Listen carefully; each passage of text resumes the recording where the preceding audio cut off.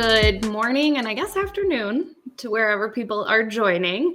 Thank you so much for joining James and I for our presentation, all focused on how to build trust at scale as a sales vehicle, but also as a way for you to really grow your business, whether you're in a direct facing, like customer facing role or otherwise in the business.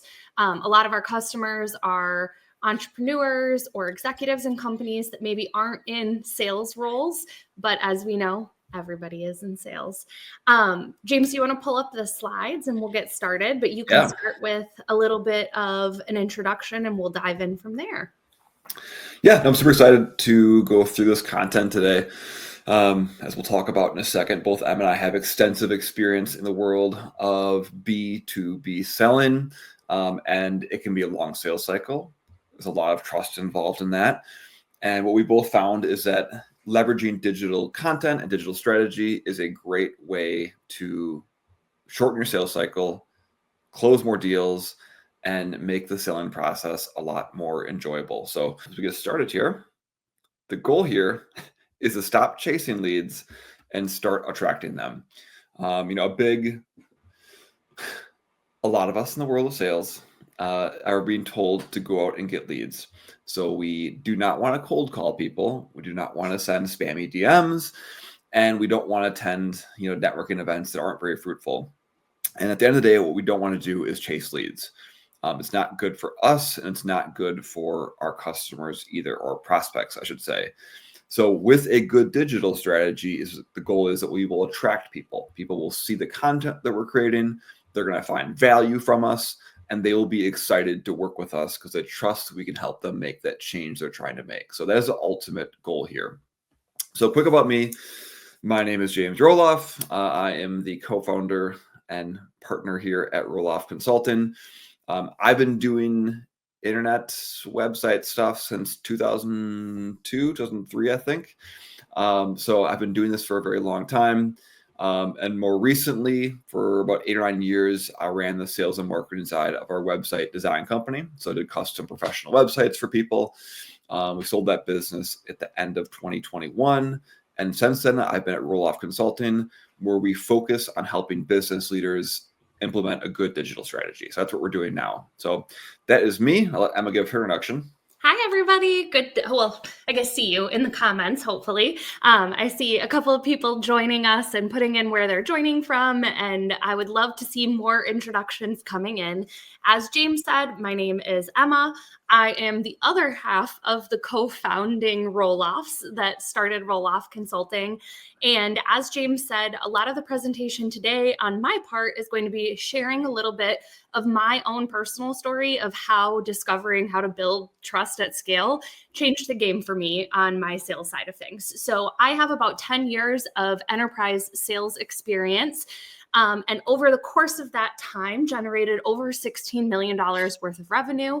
And then as we start talking about the different tactics that you can use to build that trust and bring in opportunities, like James was saying, to generate your own sales leads, I have gotten pretty good at using social media as a way to get people to know me. And over the last year, between different social media platforms, have had the opportunity to reach 32 million people. And so all with educational content, keep in mind, not like, day in the life of whatever. I'm not that interesting. So what we're going to start with is a little bit, again, of the background of my story and specifically how James acted before we started the consulting company as my own personal consultant.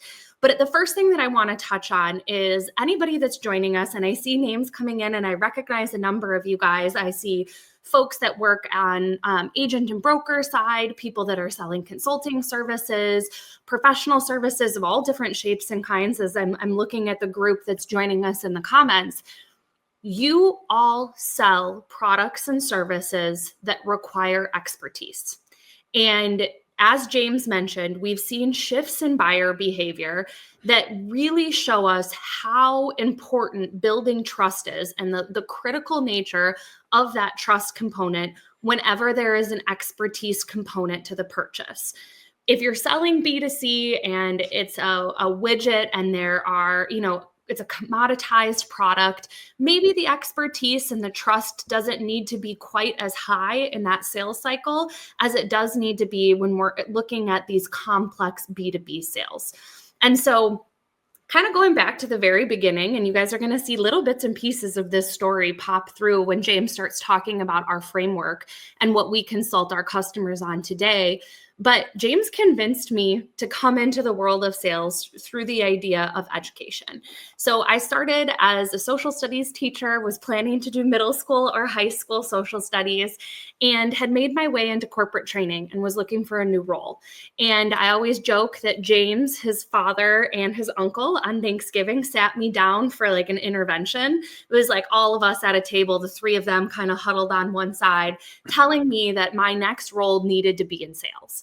And as James mentioned, the idea of cold calling, the idea of positioning a product in a pushy way literally just made me feel icky.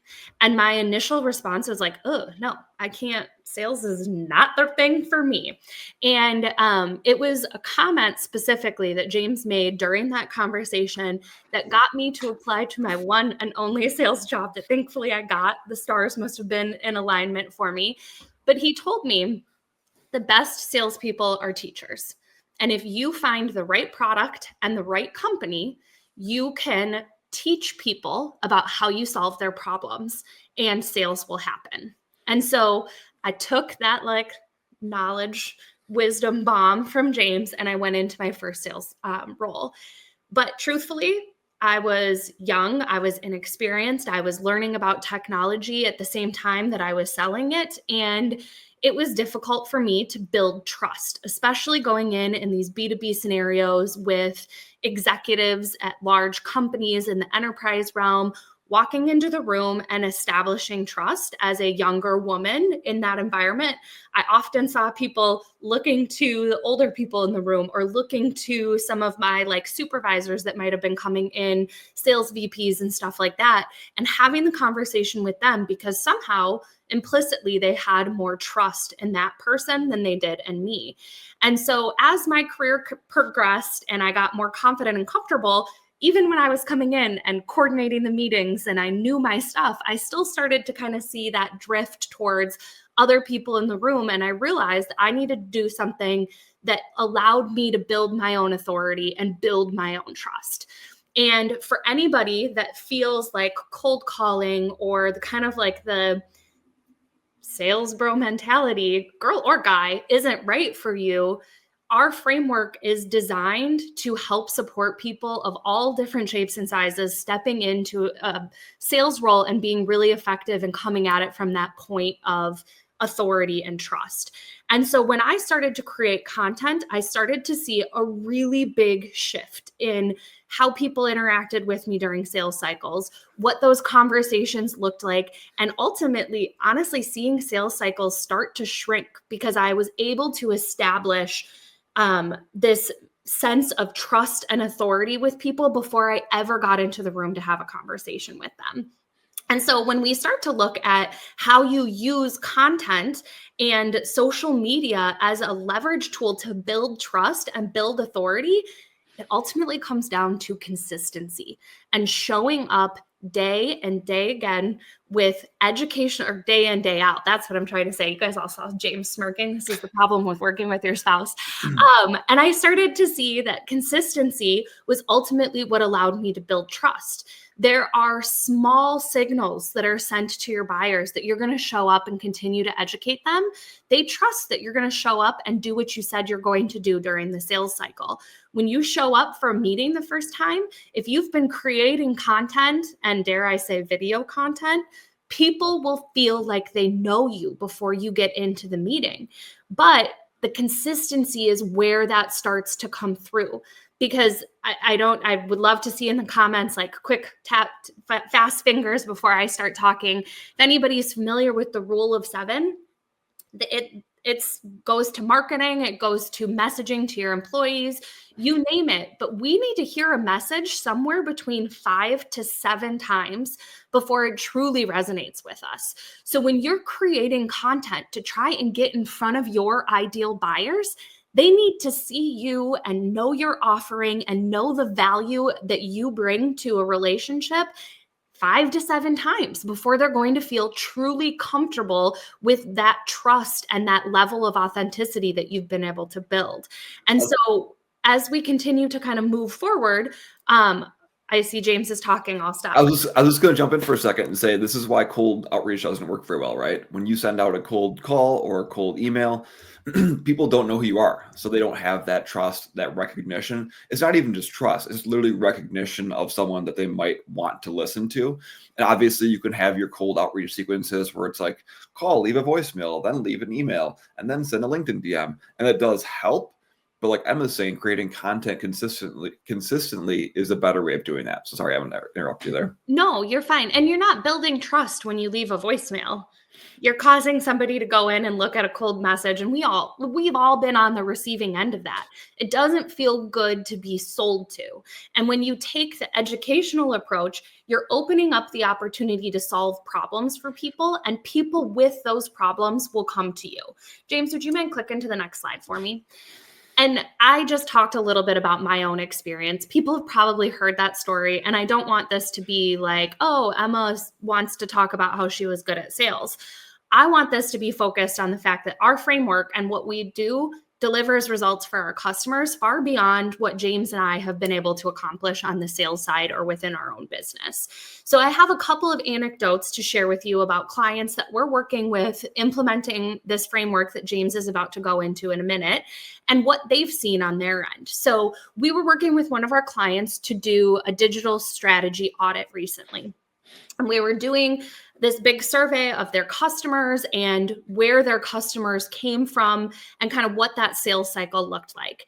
And this is a direct quote from that conversation from like our AI note taker. And she said, I never thought about how showing up consistently every day online helps build everything else, because it seems to me that they know that I am going to show up for them every time. And it just feels like my customers really trust me. And when we were going through this analysis, this person already had a really powerful personal brand, was doing a lot online, and you could see the direct through line to all of the top customers that were bringing in 80% of the revenue for that business were coming from content that was generated online and referrals that came from that content. Can you click one more time for me? Another one of our customers shared this, again, a direct quote from their message to me, that they met this prospect face-to-face a year ago. They talked for like 15 minutes, didn't pitch them, didn't talk bad about any of their current vendors. They just had a discussion with the person as a person. Then got connected, consistently creating content, and then that prospect maybe on and off again interacted with that content since then with a couple of very brief direct messages. And then all of a sudden, the magical DM came through that was not like this person going and asking this person to see a demo or buy their product from them.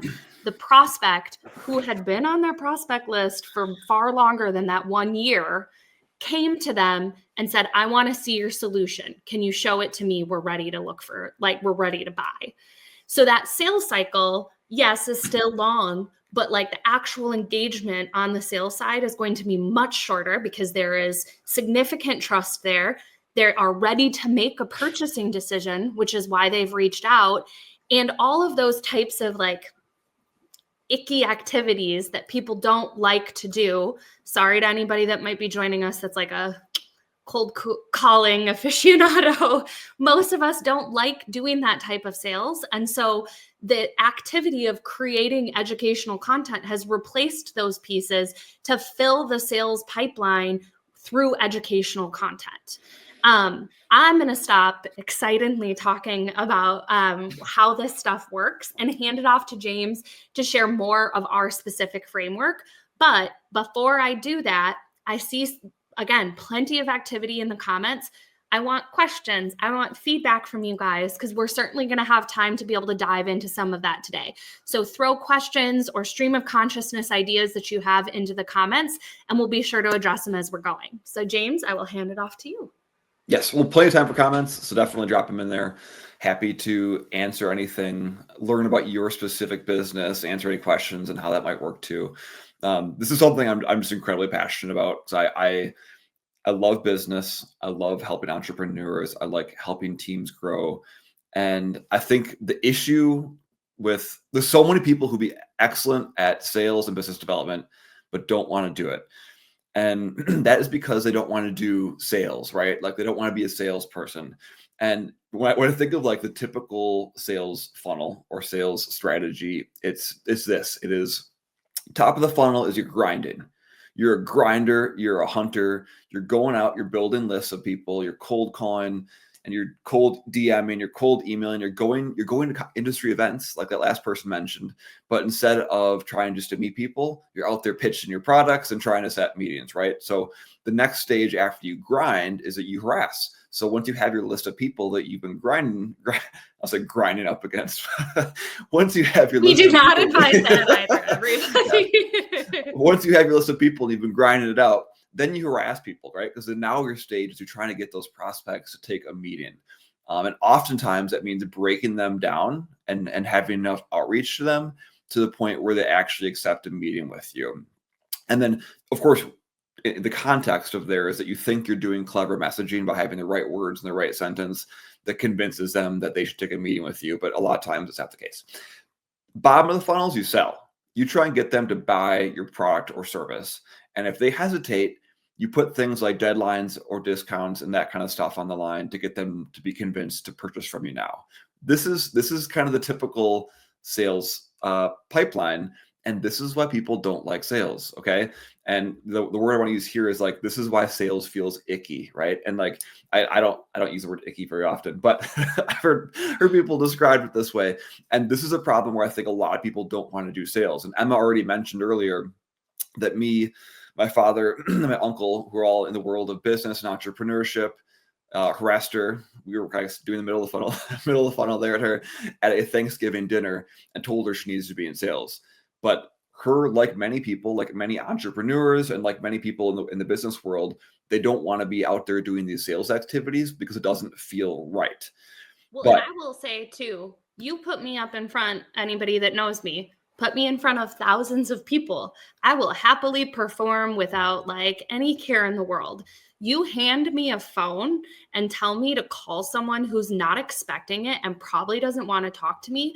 I'm not joking when I say I start profusely sweating and I start to shake and I bumble and I like, you can hear that I'm nervous in my phone, and any sort of like ability to build trust or come across as like a solid professional out the window for me. And so I had to find something different to do. Yes. So this is where our approach comes in, which is really just focused on digital strategy. Like I mentioned on the onset here, I've been doing online marketing, building websites, doing stuff for 20 something plus years now, I think at this point. And what I have found that works best is to become the favorite teacher, which is the basis of our entire philosophy. And that is because when you're in B2B sales, so much of it is based on trust. You know, if you are a business to consumer, oftentimes you're selling something that's a quicker sales cycle, or it's commoditized, or it's a widget, right? A specific thing where people don't need to trust you as much in that purchase process. But if you're trying to get a business to spend tens of thousands or hundreds of thousands or even millions of dollars on something, they need to trust you. And the best way to do that is to become the favorite teacher. Create educational content online that educates people about your industry, engages them, provides value. And again, what comes back to the kernel of all of this, like Emma used to be a teacher. My original degree, and actually in college, was teaching too. And that is because we all have those favorite teachers. We think back through our college career, or maybe in high school, you can pinpoint people who are like, that was an awesome teacher. They were super engaging. I enjoyed their class. You trust that teacher because they know what they're talking about. And that's what you're trying to do in your industry. So whatever industry you're in, whatever it is you're selling, you want to think about the fact that you are an expert. People are buying your expertise in the world of B2B and in that B2B sales cycle. And the best way to show them that you have that expertise is to create educational content consistently. If you just simply say, I'm an expert, trust me, and in your proposal document, you say you've been working for X amount of years, that's great, but they don't actually see that trust, right? They don't actually see that expertise to build that trust. So this is kind of the foundational thought process behind the way we work with clients in our philosophy. So what we have is we call our favorite teacher framework. So hold on, full circle moment, everybody. Back to when James was my own personal consultant. I decided to share him with the rest of the world. I'll take the thank yous in the comments. Yeah. So this is a framework I've been using since 2015. I initially started doing that back at our web design company. And this is the funnel that we use. And so top of funnel is educate. So the way you're going to reach prospects is by creating educational content online consistently. Blog posts, social posts, doing things like newsletters, creating video, showing the world your expertise, but not in like a boisterous way, but truly educating your audience. So knowing who your customers are and teaching them about the industry that you're in, but also the problems that they're facing, the different solutions to those problems, and helping to basically illuminate what's going on in their business and how you can help solve that. Middle of the funnel is, instead of trying to convince people to take a meeting with you, you are going to provide value. You're going to create lead magnets. You're going to be doing things where you're putting out information, whether it's educational webinar like this one, or creating some sort of guide, offering some sort of free consult call, which again, not a salesy consult call, but a true consultative call you can offer people. You're going to give them something of value in return for them becoming a lead for you. Bottom of the funnel is you're no longer selling at this stage. And this is something I talk about all the time with our clients, is that typically if you are doing a good job at this strategy, by the time someone gets to the bottom of your funnel, you're not really trying to convince them that you're the right person to work with. It's kind of just going through the process of aligning expectations of scope of work, budget, outcomes, and you are that trusted advisor at that stage. So at this point, they've already been following you on social media, consuming your content. They've consumed some sort of lead magnet from you or got something of value in that middle of the funnel. And so at the very bottom of the funnel, it's more along the lines of just making sure they have the budget for you and that expectations are aligned. So at that stage, you are a trusted advisor and not a salesperson. So that is the goal of what we're doing here. And hold on, James, before you keep going, I wanted to bring up this comment by Ian, and then I stopped because I realized it was going to pop up over your face. Yep, you're good. But it's this idea of thinking about your own buying behavior and using that in your strategy. So he talks about that he hates being sold to, but he loves to buy things. And so that educational content approach allows you to put yourself out there, build that trust and authority, and then people who want to buy from you, who also align with you and your personality and will be the right kind of customer for you, will naturally come towards you. And I did see we've got a couple of questions too. So when we get further in, I'll start kind of sandwiching those in as well. Yeah, I also got a note too. That's a really good point. And I think when you think about when you make purchasing decisions now, and as they're influenced by digital content, going back to that favorite teacher thought process, we all know those like go-to experts. We probably follow people on YouTube or follow people on LinkedIn where we know when we want to buy that type of service or buy that type of product, they are the first person we're going to reach out to because they are that favorite teacher. They are that go-to expert. So that is the goal of being that favorite teacher, is that when people think of your industry or think of your service, they reach out to you because you are that first person they want to go to. And then what that leads to is expanded reach. So instead of one-to-one prospecting, you're now reaching thousands of people at a time. You are becoming an industry thought leader, which means you have authority. People want to work out with you or work with you, and that'll lead to increased sales. So again, more leads, shorter sales cycles, higher conversions. That is the goal. And they might want to work out with you too. You're fit and yeah, good workout regimen. Well, I wanted to pull it up too, because it was funny, but I don't know when else would pull it up. But Dan's biggest takeaway. This is about 7 minutes ago, so maybe he's got a bigger takeaway now. But it's the best way to not grind up against people, because that's not the. I think that's solid advice, and everybody should take it. Yes. So typical sales is one-to-one. It is you talking to a prospect, you reaching out to someone, trying to sell them on the value of your product or service and hoping they say yes. Why this works is because of scalability. And this is where the digital aspect comes in. You notice that our framework is called the favorite teacher framework. It's not called like the digital leverage something framework, because we leverage digital stuff. We leverage technology here, but it's still just sales and it's still a personal relationship thing. But where the value comes in from what we're doing is that when you create content, you can reach tons and tons of people. And I'm going to toot Emma's horn, she said at the beginning, but in the last year between TikTok and LinkedIn, she's gotten over 32 million views on her content. So what that means is that instead of having to talk to 32 million people about what we do, she can create content. Obviously, it takes a lot of time. It's an effort to create content. But as you do it, it becomes this flywheel, it becomes easier and easier, and you start reaching more and more people. So that is the goal here.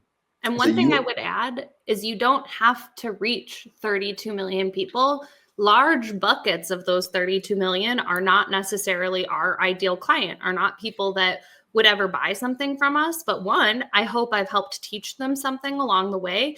And two, from a business perspective, even if the smallest fraction of that audience is compelled to come work with us, then the strategy has paid off. Yes. So again, if you're not getting those types of numbers, it doesn't matter if they're the right 5 people that are seeing your content.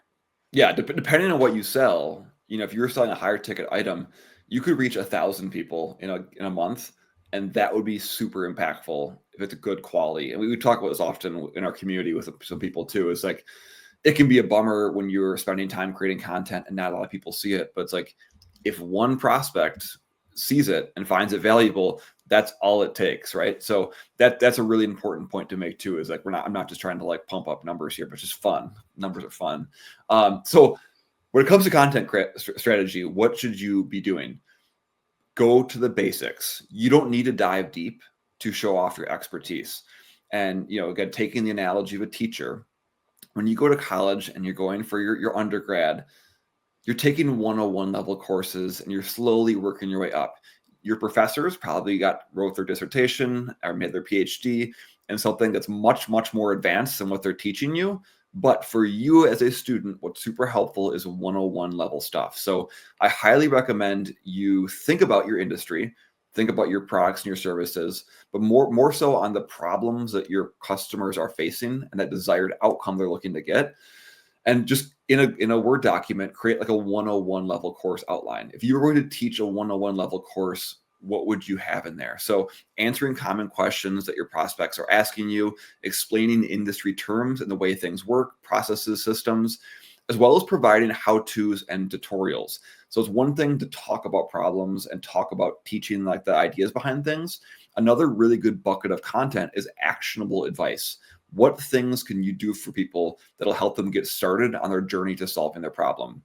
As well as highlighting stories of success, not necessarily, just testimonials, but literally talking about what success looks like and what it is to get there. And what that will do, again, is position you as that go-to expert. So James, I want to tap on a comment from Lauren and kind of like, can you go back one slide real quick? Yes. So Lauren, you asked about like, what's the best way to gain trust and educate people in an industry that, has established roots, seems stuck, maybe unsure or a little nervous about change. Doing just this, focusing on foundational ideas that are going to help make the unknown less spooky is going to help. Having you become that go-to resource when they are ready to take the jump is going to help you kind of like from that expert standpoint, work with the customers that are ready to adapt and are ready to change because you're creating content that speaks to them. And I would say, and we can talk more towards the end, I don't want to completely throw off James right now, but the other thing too is play around with different types of content and what feels like a real and authentic to you, but especially if you're frustrated with seeing people not adopt stuff, share that passion and that excitement for it. And you might spur people to think about things differently. But again, becoming that go-to expert, and especially starting with that 101 level, is going to help you create that bridge between the people that are a little nervous to take the leap and what you are selling and what the future looks like. That content can be that really nice like bridge to help them feel comfortable with moving forward. Yes, the most boring industries, the most old school industries can absolutely benefit from having a teacher helping people understand about the industry, the products and the services. The basis of this is that, this is something I wrote about a while back. We have moved to what I call like the in search of generation. We're like, instead of waiting for salespeople to tell us about problems and be the kind of come to us and like teach us about things, we go online. We search for answers nowadays. So people are out there searching for things that are related to your products and services. And I say that they're not just searching for products and services. Typically, they're searching about the problems they're experiencing first. And if you can be the person that creates content that answers and talks about those problems, you are going to lift yourself up as an expert very quickly. So when it comes to actual consistency, like Emma talked about earlier, here's an example of a recommendation that I have as far as like the way to think about it. So on a daily basis, going on social networking sites that your audience is on, creating posts, commenting thoughtfully, engaging, and adding new connections. That's a daily activity. On a weekly basis, doing some sort of slightly longer form. So maybe a blog post, maybe a newsletter, maybe something like a LinkedIn article, or obviously other platforms like X has articles too. So kind of that longer form once a week. And then on a monthly basis, doing something more as like a lead magnet or something where it's an actual live valuable thing you can offer people. So like in-person events, creating webinars or doing webinars, doing LinkedIn Lives. Here we are right now. So some way that you can actually offer that next step of engaging with someone beyond that more static reading side of things. So this is how I view consistency. Can I interject real quick? I raised my hand and you ignored me, so now I'm getting to see the windows. Well, I think it's really important to go back to this idea that you talked about posting and then commenting, and you said commenting thoughtfully. But one thing that we've been talking a lot about in our community, and also been seeing more like other LinkedIn gurus talking about the algorithm and what's happening. One of the big things that's happening on LinkedIn right now from a visibility standpoint is they are highly prioritizing comments that spur conversation. Thoughtful engagement with longer comments that show that you're not just good job, great post, thanks for posting. Like actually adding to the conversation gets you more visibility, and those comments are content. Even if you're not at the point where you feel 100% confident creating a video, doing a webinar, writing a blog post, get started with thoughtful comments now, because those are content that gives people an idea of your experience and your thought process on things, and gives them the opportunity to have a conversation with you, even if it's not on your post. And then the more feedback and the more you get going in that comment cycle, the more likely you are to have an idea to spur your own post and start creating your own content. But like, do not, I should shake the camera a little, but I'm afraid I'll knock it off. Like, don't sleep on the comments, even if you're not fully comfortable with creating content yet. Yeah, I also joined too. So I've seen the comments, people talking about the Challenger sale methodology. And yeah, this absolutely aligns with that, kind of thought process. That you are coming to people with insights, right?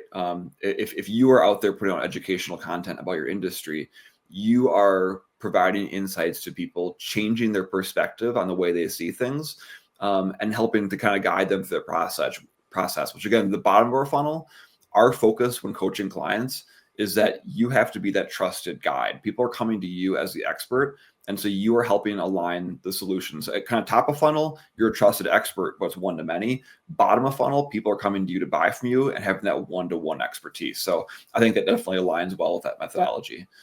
Going back to consistency though, and people probably heard this before, and if you've seen my webinars, you definitely have seen this before. But it's been called the 1% rule. And that is that 90% of people online are lurkers. They scroll down pages, scroll through news feeds, and they don't actually engage with content at all. That is 90% of people. And this is replicated across tons of different platforms, message boards, social media websites. This distribution model has been seen again and again, 90%.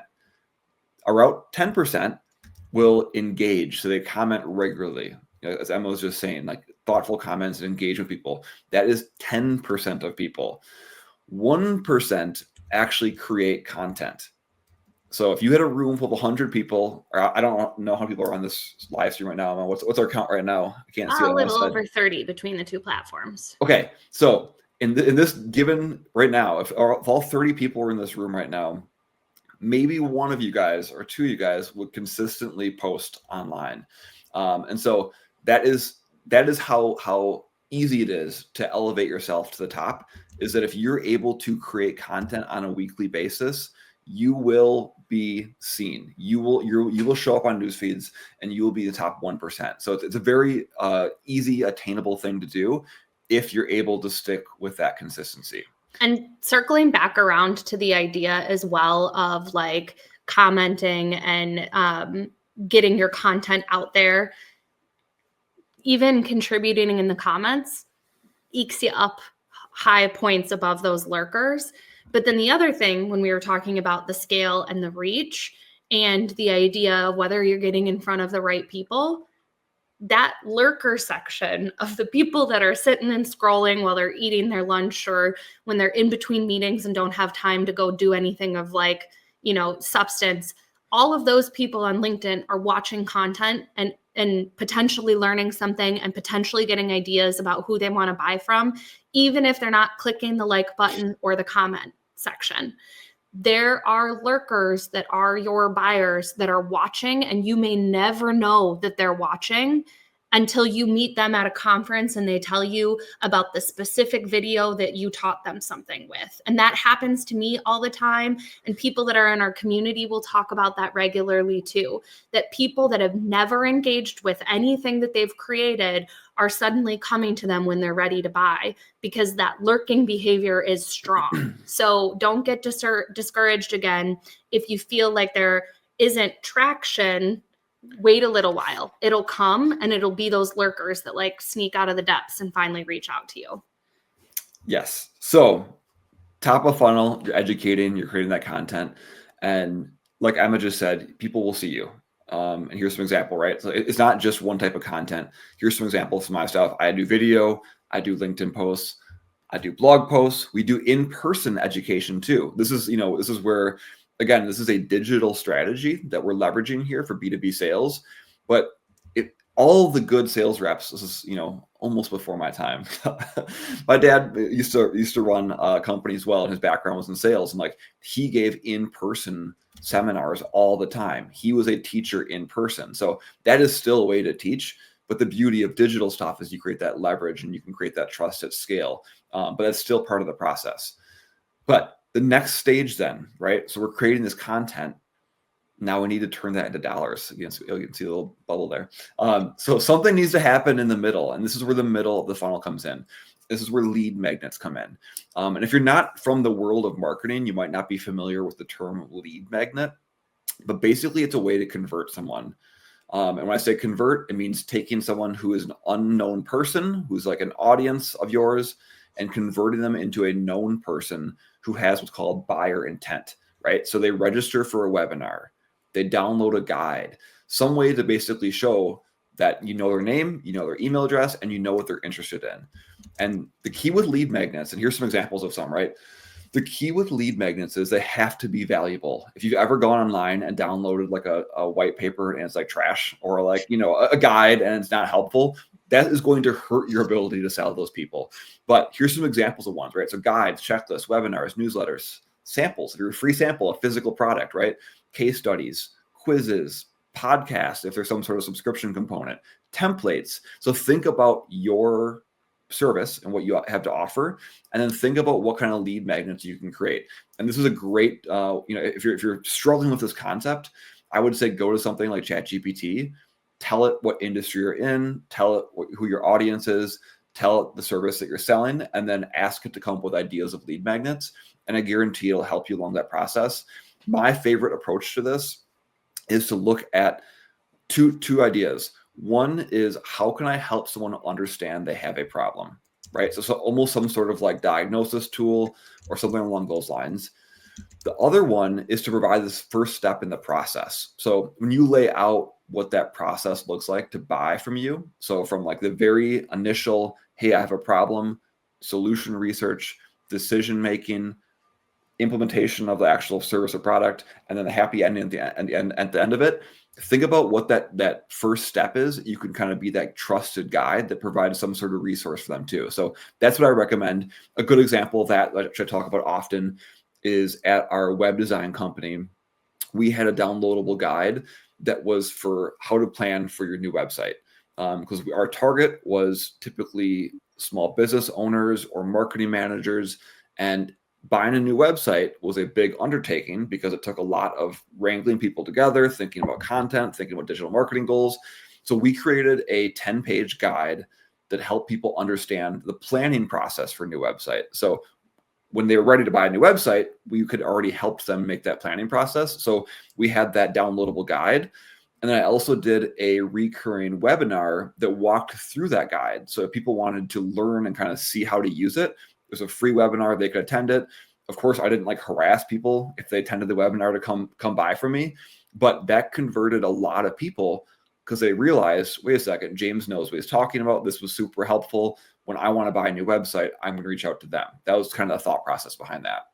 And I had a quiz that I did similar things with on the digital transformation side, where there was a self-paced quiz that people could take that actually gave them real information about what the next step in their kind of journey should look like. And then we had a webinar series again, where I would talk through the 7 steps and helping people identify where they were in those 7 steps. And again, those 2 pieces went hand in hand. But to James's point, we didn't like hard sell someone the second that they did that. We trusted that the educational content would be enough. And if we were the right fit, they would reach back out. And it ended up being a really great way for us to generate leads as well, with a very different type of sale. And the thought process again behind lead magnets is that you're doing all this stuff top of funnel to create the content. You have to have some way to convert. And some people will, see your content. Again, here's a really fancy graph I made, which is very scientific. Up the y-axis, you'll see the level of trust from 0 to 100. Across the x-axis, you'll see the amount of content they've consumed, right? So every time they see your educational content, they are building up that trust. And it is possible to create educational content like social posts on a regular basis, have a contact us button, and someone will click it and they're excited to work with you. But where lead magnets come in is like, if you do a really good job, they are going to build that trust up even higher. If you have a really good guide, if you do a really good webinar, that will help build that trust up that you are that expert. So the logical next step is to purchase from you, and that trust is already there. So if you take away lead magnets, you're still doing better off than people who are doing cold DMs and cold pitches and hoping someone buys from them. You're still building trust with educational content. Lead magnets are just a super high value touch point in there. And a question we sometimes get, but can't they just do it themselves? We were talking with someone yesterday. Dan, we were talking with you yesterday about this, right? Like, if you create a really good how-to guide that explains how to do your service, couldn't someone just do it themselves? And yes, they can, and some will, and some are not the right fit for you. They don't have the budget for you. They are do-it-yourself people, but for majority of people, they won't. They will say, "This is super helpful. Now I know how to do it. I still want to hire you and pay you money to do it for me." That's really what happens with lead magnets. So that is also the approach I would think about with lead magnets. Make it so valuable that you solve a problem for them in the process, right? Solve something for them by them consuming your lead magnet so they trust you. And then again, that logical next step is to purchase from you. And then an example of this that we do, like we have a 5-day LinkedIn activation challenge on our website that anybody can go and download, and it'll give them 5 days of how to get started with videos and information from us on this exact strategy, how to implement it. But what we see is the right people that are doing that get to the end of it and they realize, content is a lot. there's a lot to unpack here. This got me started and I want to keep going, but I need somebody to help hold me accountable. I need somebody to work with ideas on. And so the natural extension is for them to come join us in our community. And they've gotten the value out of the guide. And if they want to, great, keep running. We'll cheer you on, keep creating your content. But sometimes they recognize that they need to come work with us and there's stuff that they need to do beyond that. Our hope is that 5-day LinkedIn activation challenge gets people going with our methodology and gets people started. And if they realize that they need more support, then they'll come work with us. But again, not everybody that takes that is an existing customer of ours. And we just hope that we've helped them along the way. Yes. So at this point, if we're following along here, you've educated people through online content that you're consistently posting. You provided value through some sort of lead magnet.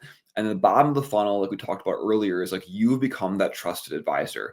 And they're coming to you directly now to help solve that problem. And this is, again, this is where you're not a salesperson at this stage. You are someone that they already trust. And again, like Emma mentioned it earlier, but a comment we typically hear is, I feel like I already know you. When you hear that, you pop on a Zoom call. It's especially true with video content, but it can be true for other types of content too. If people pop on that call and they say, I feel like I already know you, or like those happy thoughts, that is what you're looking for, because that means that you have had that trust built up and that trust transfer. And we hear it, our clients hear it. This is a common thing. Emma's laughing, so I'm assuming she has something to share. I'm just laughing at Dan. It's like being in the Matrix, Dan. You never know if you're in the lead magnet or not. You might be. I mean, so that being said, LinkedIn Lives are awesome. We're reaching people right now, and this, they'll live on LinkedIn ongoing. So maybe you're seeing this in the future. But we didn't you didn't register for this in the same way you did like a gated webinar, right? So it's kind of like a mini lead magnet, but not the same way. If we're just throwing it in there. But thanks, Dan. So at this stage, what you are focused on is delivering change. So I mentioned earlier the grind, harass, sell cycle of the typical old school sales methodology. In the educate, connect, consult, at the bottom of it, you are helping people deliver change because they're not buying your products. They are buying that vision of a better future. They have a problem. You have a solution. They're trying to reach a happy future where they don't have that problem anymore, right? So their current state is stressing them out. They're frustrated. They have some old habits they need to overcome. They need to go to that future state where they understand that vision of where you can take them. So this is where trust is so important. And I'm hoping there's a couple of people here who are nodding their heads watching this, thinking like in their B2B sales cycle, that it's all about trust, that you can help deliver that change they're trying to make. And so a good salesperson in a B2B setting like this, they are not a salesperson. They are a consultant, a trusted advisor that is truly helping people understand what it means to make that change to reach that end point. So that is what you're looking for there. James, there's one other comment that came in that I think this might be the right time to talk through it. And I think it was Daniel, but like talking about how to align outreach with buyer readiness, especially on like the content side, to make sure that it comes across and like meets people where they are. Yes. And, especially from current state to future state, I thought that this might be a good time for you to kind of talk through the flow of like buyer stages and like how, and I can throw a link in to the content matrix and how we can help people with that as well. But I thought that now might be a good time to kind of talk through like, how do people go from current state to future state and what are those different stages? Yeah. So definitely want to know what your buyer's journey is in those different stages, right? So a handful of different ways to think about buyer's journeys. The one that I use is problem awareness, top of it. So where they go from not knowing they even have a problem to understanding they have a problem. Then solution research, where they're looking like they know they have a problem, so trying to find the solution to that problem. So looking at different options. Then decision making, where they know what the solution is. They know the product or the service they want to buy, but they're trying to make a decision about which firm to buy that from. So they're picking the firm at that point. And then afterwards is post-purchase, where like after they've bought from you, is the information they're looking for. At each stage of the funnel, there's different things people need.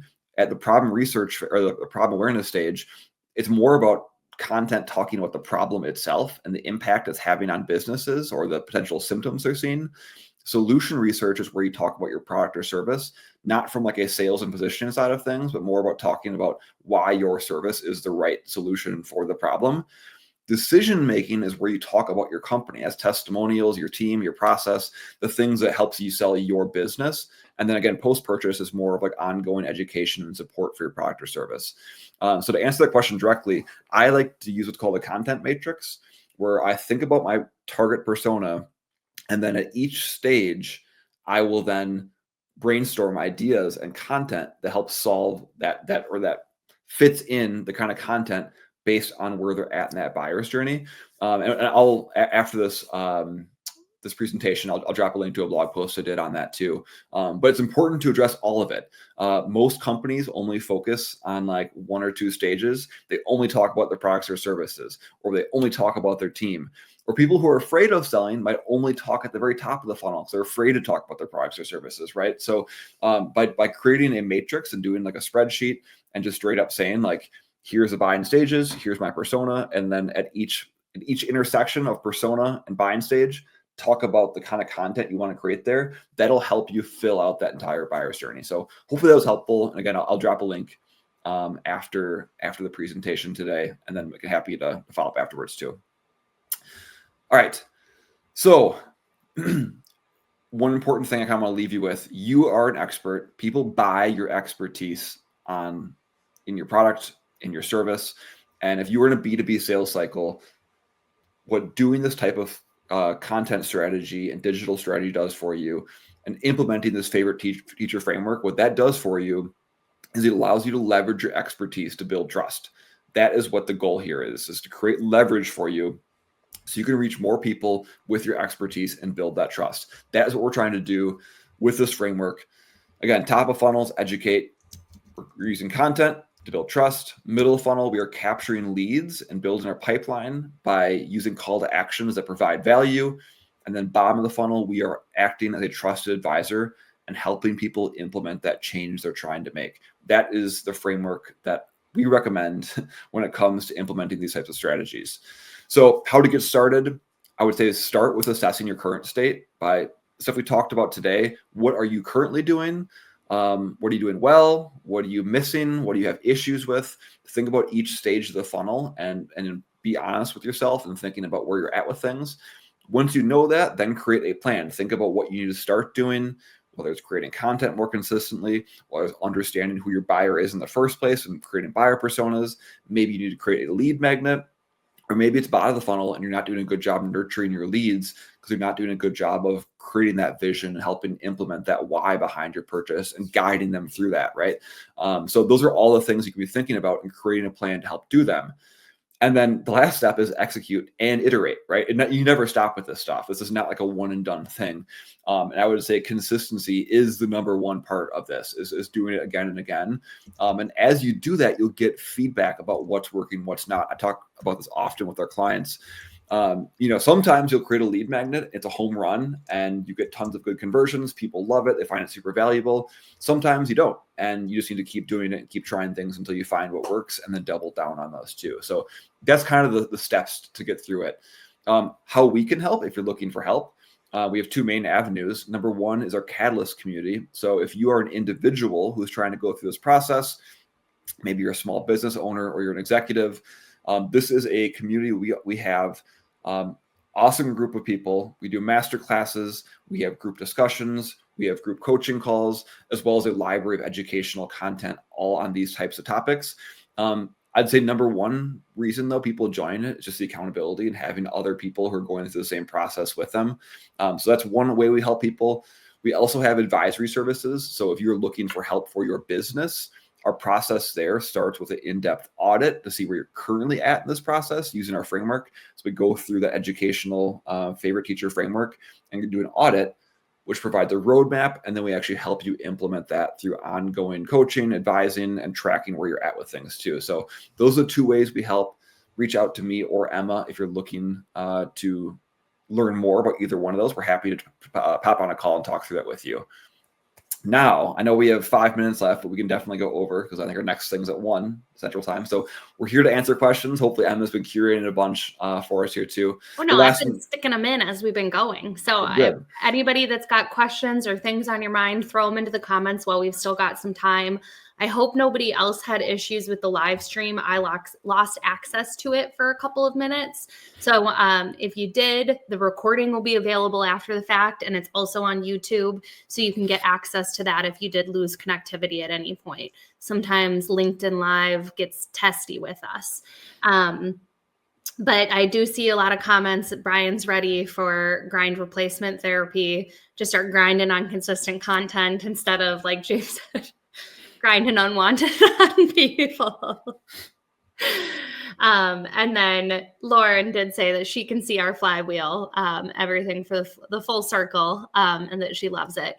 But even beyond this time right now, James and I are very good at responding to messages and happy to help however we can. So if you've got questions or comments or ideas that you want to talk through, certainly send us an email or a direct message here on LinkedIn. And we're happy to kind of dive into specifics with you if you've got ideas that you need to talk through. Yes. And I'm a huge believer in flywheels. I know we have some system people on here, some process nerds.